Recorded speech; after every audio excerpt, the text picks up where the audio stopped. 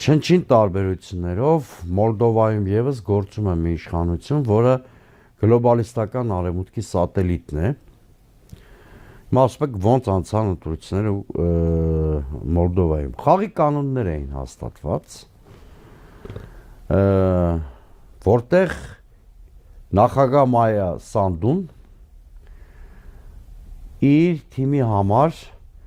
կամ իր թիմի գերակայությունը ապահովելու համար մշակել էր խաղի կանոններ։ Ցանկացած ընդդիմախոսությամբ փակցվում էր ռուսական միջամտության, ռուսական ստրուկի, 5-րդ չարասյան պիտակ, նույնիսկ բացահայտորեն երկու կուսակցություն այդ բավականին վիճահարույց մեղադրանքներով դուրս դրվեցին ընտրական գործընթացից, ընդդիմադիր երկու կուսակցություններ։ Այդ առումով մեկին մեկ Հայաստանում նույն իրավիճակն է։ ԱՊՀ դիտորդներին թույլ չտվեցին, ուրեմն ժամանել դիտարկելու ընտրությունները, exit poll-ը արգելեցին,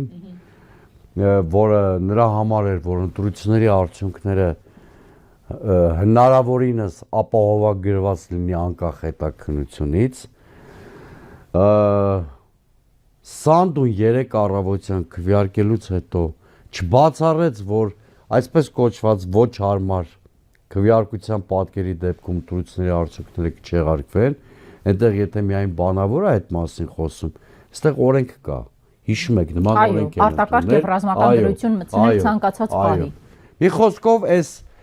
կանխատեսելիության պայմաններում անցան ընտրությունները, դրանք արդեն մրցակցային դժվար է անվանել, արտակուս դեմոկրատական, խիստ առաջադեմ պրոարևմտյան ուժերի մասին է խոսքը, բայց մրցակցային ընտրություններ չէին, այդ քողածածկույթի տակ գնում էր իշխանության վերարտադրության միջոցառում, ինչը եւ տեղի ունեցավ։ Սա դաս պիտի լինի մեր համար, որտեղ մոլդովական սցենարը մեկը-մեկին Հայաստանում կրկնվելու է, եթե ընդդիմությունը դասեր չքարի։ Ինչ պետք է անի, ինչ դաս պետք է քավի։ Տեսեք, մի քանի բաներ կան։ Նախ, առաջինը Նիկոլ Փաշինյանը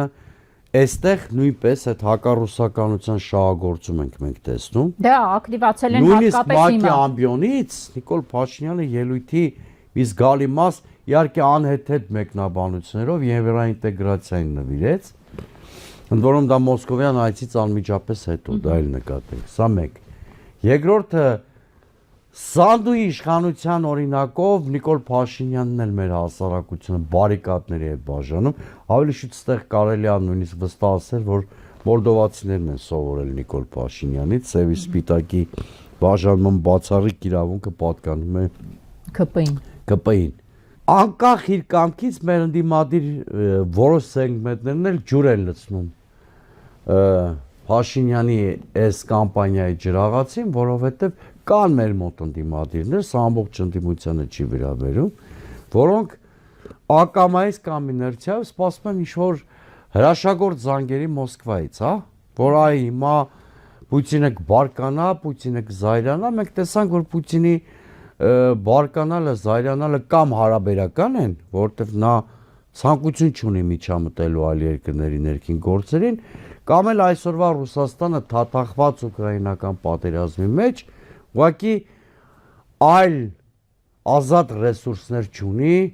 եւ ամեն կերպ խուսափում է այլ կետերում երկրորդ ճակատ բացել։ Հետևաբար ինչ պետք է անի։ Հետևաբար ընդդիմությունը պետք է մտածի բացառապես ներպետական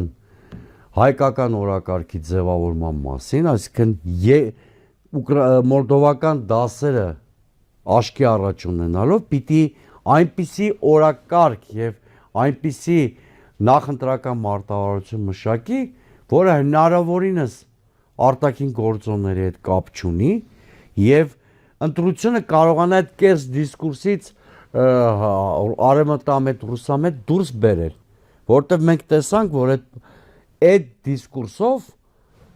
գլոբալիստական արևմուտքի սատելիտները կարողանում են հաջողել Ռուսաստանի զբաղվածությունը, Ռուսաստանի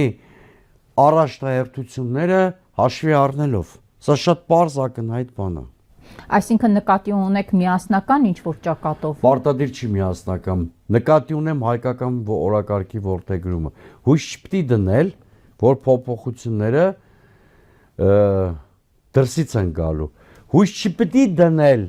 որ Պուտինը կամ Մոսկվան մեր փոխարեն մեր տան աղբը մաքրելու են։